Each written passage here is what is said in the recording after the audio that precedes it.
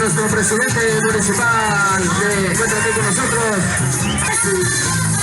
presenciando este gran espectáculo que tiene nuestro bolsillo en esta bonita feria 2020, en este gran cierre de feria, a donde el público abarrotó la plaza.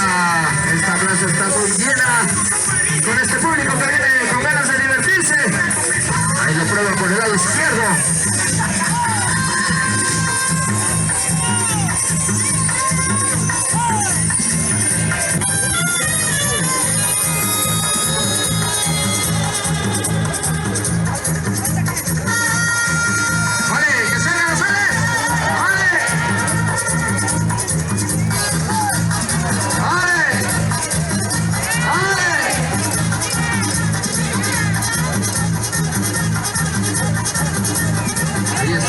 Ulises pegándole dos derechazos de su creación. ¡Vale! ¡Vale! ¡Que salgan las alas del público!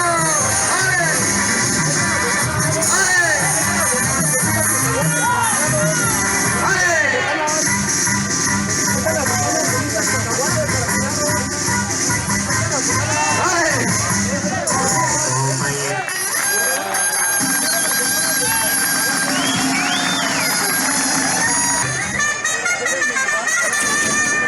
Vamos.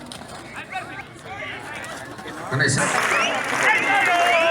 Estos son los valientes volcados de Jico, Veracruz, aquí en Huatlancillo, Veracruz.